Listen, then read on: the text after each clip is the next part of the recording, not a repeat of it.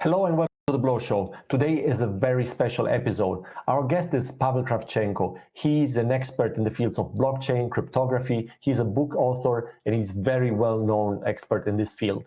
But today, of course, we will not talk about technology. We will not talk about business. We will talk about the Ukrainian war because he's in Ukraine and he's directly involved in it. Enjoy the episode. Pavel, first of all, thank you for participating to the show, for being here. I know this is not a nice situation. Let's say that 6 weeks ago, we will now be talking about cryptography, blockchain, distributed ledgers. Yeah. Now we have something different and more tragic to talk. So we're talking about before, where are you based now? In which city? Ukraine, Uzhhorod. And so how is the situation there? Is it a hotspot for war or is it more calm? Yeah, there's fine. Sometimes we have air defense alarm, but nothing has happened so far. But in many districts, Ukraine, there are bombings, and today was very awful situation in Kramatorsk on the east. The Russians bombed the train station, and that was my kind of nightmare scenario for Kharkiv, where lots of people were evacuating the city, and I imagine that if it would happen there are even more people, more trains. But luckily, it wasn't in it didn't happen in Kharkiv. But very sad it happened there. And yesterday they bombed the railway routes, so a train could not leave. But these routes were fixed, and so they left. And today, a new portion of people was trying to leave. So it's a mess. But it's very situations like this are easily tracked by spies from satellites. I'm pretty sure everybody who has satellites knows from where the rocket was launched to where. So it's not like somebody did something in the basement, and nobody knows what has happened. So these are very stupid acts of aggression, and their goal, I assume, and that it's to make people fear. That's kind of, I think, the goal. But it doesn't work on anymore. Yeah, look, until 6 weeks ago, I had many contacts with my friends and contacts in Ukraine, and many of them were thinking that Putin was just bluffing, because we had like 100,000 of soldiers on the border, but they thought, okay, it's too obvious, it will not attack. Me too, just so you had the same impression that it was just showing force, that he will not do this to make a full-scale invasion. It was very stupid invasion, and now I understand why it might happen, because there was asymmetry of information. We knew that Ukraine will fight. We knew that. We didn't know how many regions will fight, but we knew that majority will fight. And Putin was briefed. That's kind of not secret information, that Ukraine will surrender, and he has spent a lot of money on spies, on some on people who were doing some political activism pro-Russian. So he thought that as soon as he scares people will just surrender. Exactly. So the first day attack was a little bit, then a little bit more, and more, and nobody is going to surrender. So these actions only make people kind of more angry, and they're willing to fight with twice as much energy as before that. So, and because he bombed a lot of cities already, mostly military objects, but very often, not just military people die. And with bombings, shelling of some cities, that was really thousands of civilians died, or thousands. And, maybe, I think 50,000 people already died in Mariupol, plus Kharkiv, Chernihiv, the west cities, there are a lot of people. So that was, because we knew that we will fight, we thought it would be stupid to have 200,000 troops to attack more or less the same army, but already with javelins, etc. But he was misinformed. He thought it will be free ride. So he even took horses that are meant to make parades with the equipment, the first days they were killed, his soldiers. They were not, some of the forces were not kind of special operation forces, so even just military forces. That was orchestra, there was some battalion that was orchestra, So let's say the beginners, not the real professionals for war. No, not just the beginners. He brought the forces that are needed to suppress the, oppression, suppress the kind of meetings, and then have the parade at the main square of Ukraine, of Kiev, and so on and so forth. So he thought we will surrender fast. And obviously, he brought many planes, tanks, like rockets. But people of Ukraine didn't want to surrender, and therefore there's a big kind of battle. But it's also he didn't attack with all forces at once. They were stupidly distributed, and he couldn't capture Kiev with even 1,000 tanks. It's impossible. Kiev is too big, and therefore forces were very kind of widely dispersed. Plus, honestly, just having the forces on the border made Ukrainian economy suffer already.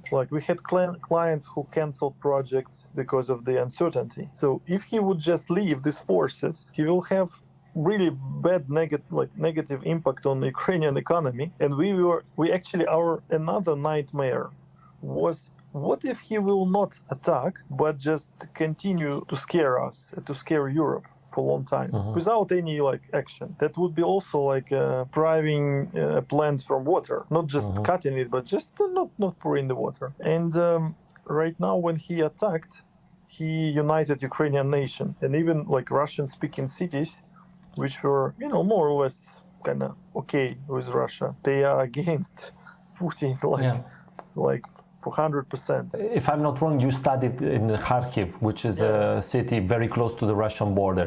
And then there's a part of Ukraine which is more, let's say, Russian speaking. And before the war, there was the common opinion that this part of Ukraine was in favor of Russia and would have, let's say, welcome a sort of annexion to Russia. What is the truth or your opinion from your perspective? No, it wasn't in favor. It's just the percentage of people who would favor Russia was kind of higher. But I think with all the people who lived in Soviet Union and who have memories or whatever they have, this percentage would be, I don't know, 5-10%. But when you say in favor, it doesn't mean they would want Russian passport. It would be just, we are like brothers and blah, blah, blah, and everything's fine. And, in West Ukraine, these thoughts are much less spread. So because it's hard history.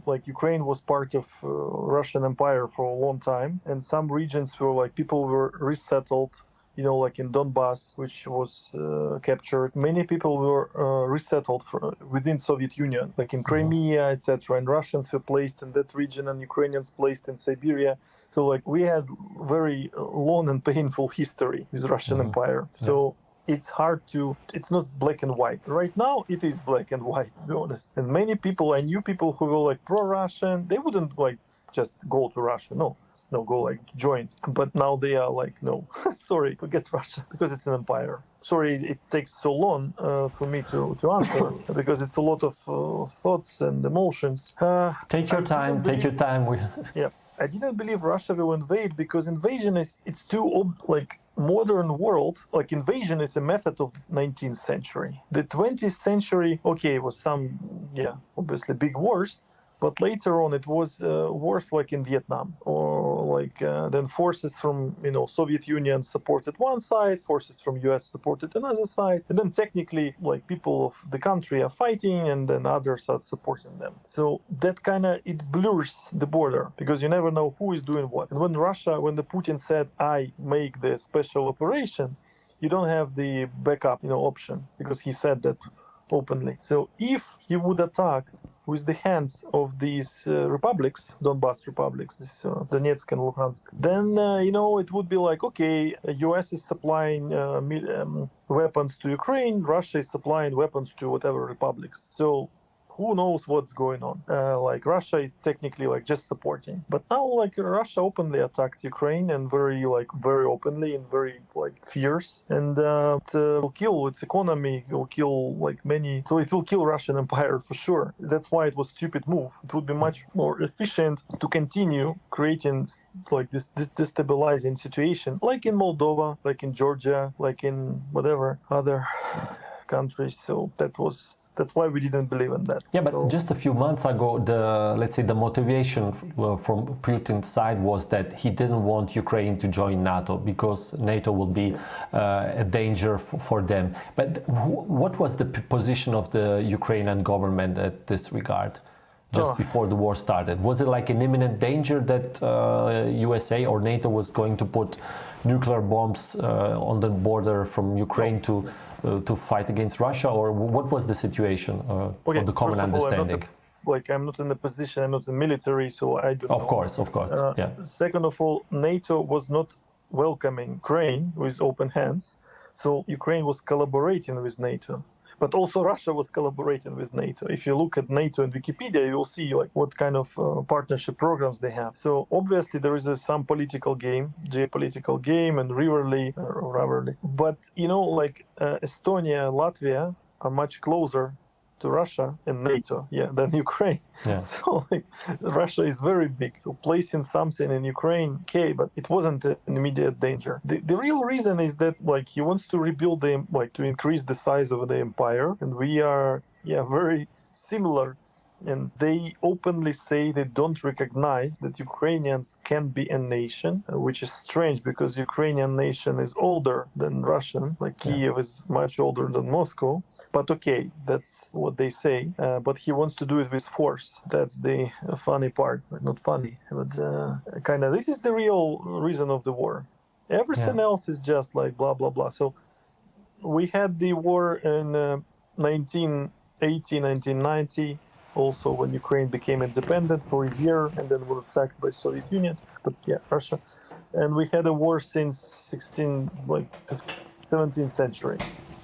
Mm-hmm. So they were Russian tsars, kings. They prohibited many places with some decrees the Ukrainian language, Ukrainian culture, Ukrainian. Everything. That's it happens in every empire. I will not make other examples, but every empire behaved the same. So history is full of those examples that repeat themselves. But what's positive here that he is acting with 19th century methods. He's fighting with 19th century tactics. And with old equipment, there are a lot of tanks, etc., but they are old. And so the modern armor and weapons are much more smart. So you take the $20,000 rocket, an anti-tank, and you can destroy a tank $1 million each, or the plane the helicopter $16 million each. That happened today as well. So it's economics. So this 21st century war is different. Yeah. So I'm positive here. We could say decentralization of war, more or less. But I mean, it seems obvious that with this strategy, Russia cannot win on the ground, because at the beginning people were thinking that on the ground they will make quick and win quick, but it seems that the resistance is much quicker, much smarter, and with, as you said, with let's say less and more invasive weapons, you are able to do much bigger damage. And do you think that now those airstrikes, the shelling and bombing of civilian objectives, it's a strategic move, or it's just because they see that they cannot win and so they are enraged and want to destroy everything just to scare people or to make a point? Two reasons. Scare people for sure, and the second, they try to destroy infrastructure, the oil storage, the railroads, the air bases, everything. So they have lots of rockets, maybe less, maybe not a lot of now, but they still have something. So that's their methods, but on the ground, they obviously have more forces too. But first of all, when you fight on your own land and when you defend, you need a bigger advantage. So they do have a lot of bombs, etc. So, but at the end, you need people to take the territory. And I don't believe they can, even if they apply whatever forces, they can force Dnipro. Yeah, I mean, we have seen it in other wars like Afghanistan, Iraq, that you think that in 1 week we are over, and then it takes years or decades. I mean, the fact that you have communication and internet in a workplace, it's a miracle by itself. You know, many companies were thinking about how to be prepared, and many of them have bought the satellite internet stations, etc. But and we thought that the cutting off internet and connection will be the first move, but it didn't happen. So only on territories that are deep within their invasion areas, they switched off cellular connection. But internet works. So we have pictures and videos from occupied areas too, and having internet was a big help for everybody. Because you can coordinate better, and it also seems that Russians are using your cellular network, so you can basically tap their conversation and see what they're doing. Yeah, and so from the perspective now of a Ukrainian citizen, what do you think that will be, let's say, the political win for Putin to end the war? Because as I, let's say, understand the person, I mean, like a citizen, I don't think he's a guy that, like the reasonable guy that will go on television and say, look, we did the war and we lost, and so we're coming back. So I think I don't think that he will be able or so humble to do this. No, very few politicians who did that, but he has full picture on TV and in media. So within that environment, bubble, you can make any win. So he can stage a win, like the Wag the Dog, I think the movie called about the comedy. So he can stage the win, the victory. But a lot of people within his surrounding already know that he lost, and a lot of people kind of will not tolerate that, because in a country like Russia you need to be like invincible, you need to be the best and the most whatever. If you're a loser, you'll be killed. So I think his end will be either killing everybody who knows that he lost, or he will be killed himself very soon. I think his major problem is not even Ukrainian army. Ukrainian army will not go and conquer Russia. No, why? But his own army will kill him or whatever. For oligarch, being a billionaire is like the meaning of their life. And so now, for example, with the sanctions, where they are basically cut off, they cannot make anymore the nice life. And so also the people in the inner circle, the generals, and so are for sure will not be so happy to be, let's say, in the losing part of this war. Like Soviet Union could do that. They did this with Finland.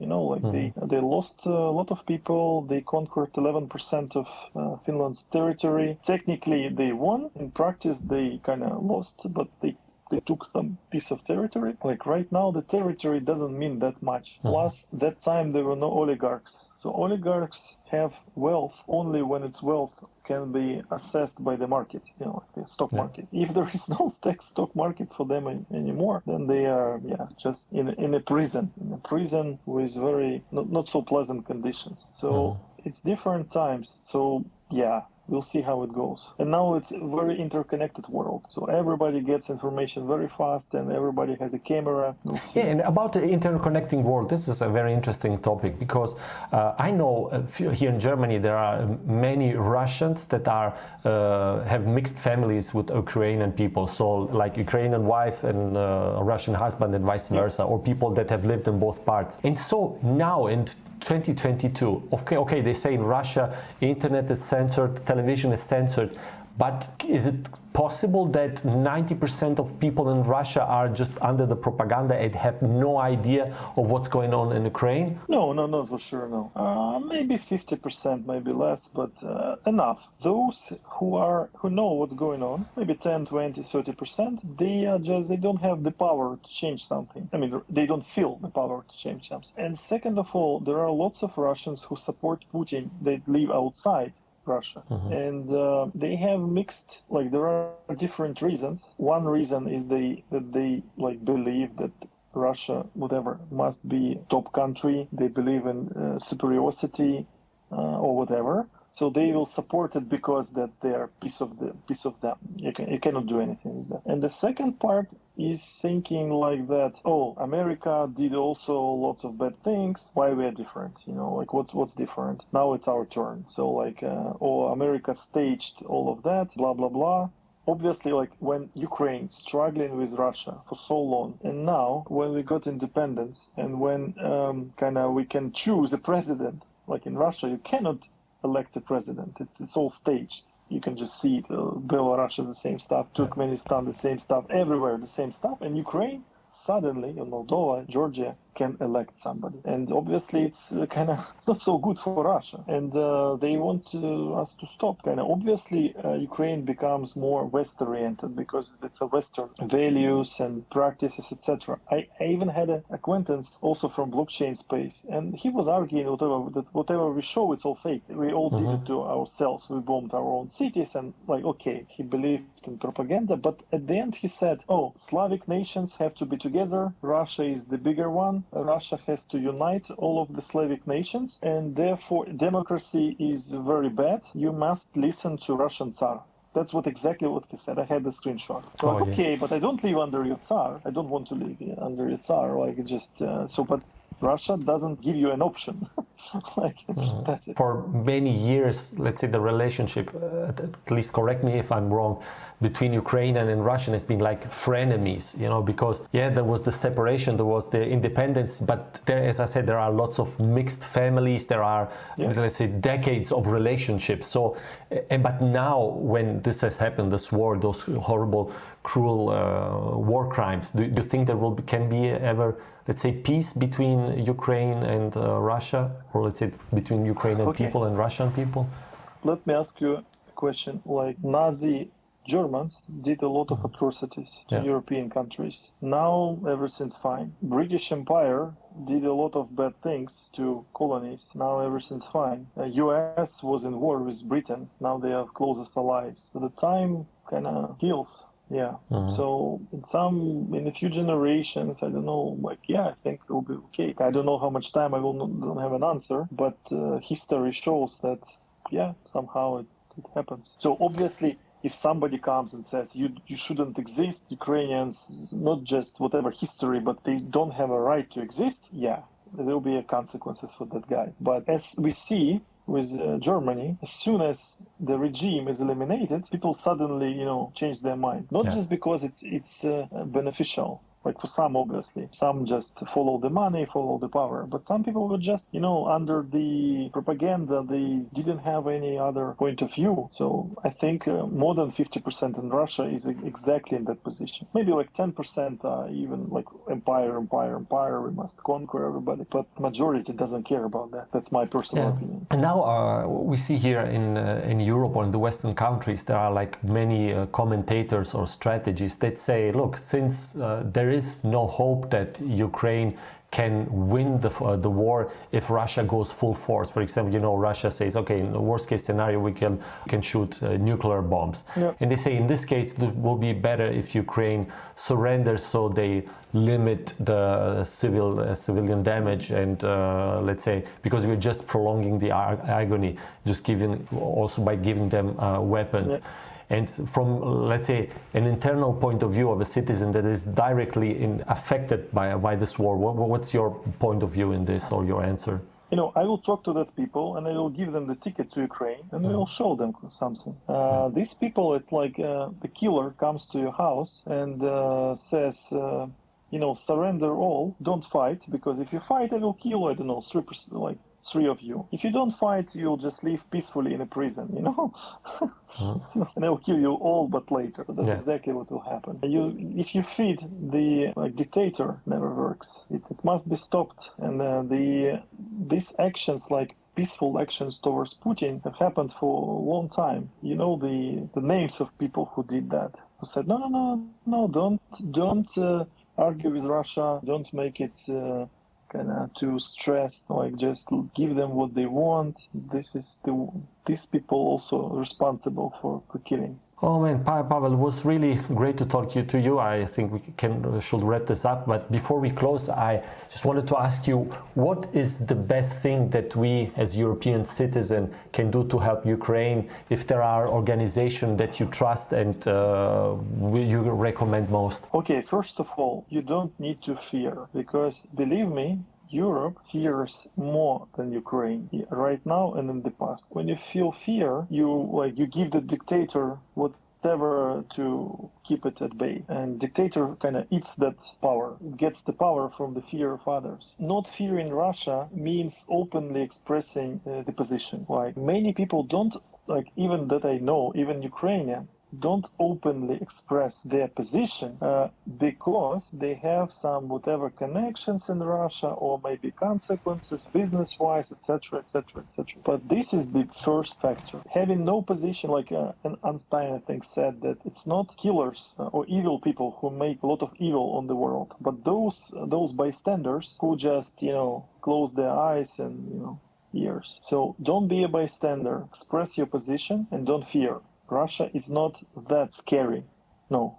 And Ukrainians proved that. Second, indeed, Europe is helping us very much. I must thank for all help with refugees, with armor, with everything. Huge help. So do we need more help? Yes. Right now, our company, like many other companies, many people are buying supplies, cars, thermal visors, drones, etc., etc. So we need equipment, yes. If the country can make a military help, yes. Second or third is like sanctions. Many people say sanctions don't work, but yes, if the sanctions are just very stupid, they don't work. But if you sanction people who are close to Putin and who can kill him, then they will work. Plus, nobody would imagine trading with Hitler because it's economically efficient. Buying, the soap that was made from bodies of people because it was cheaper.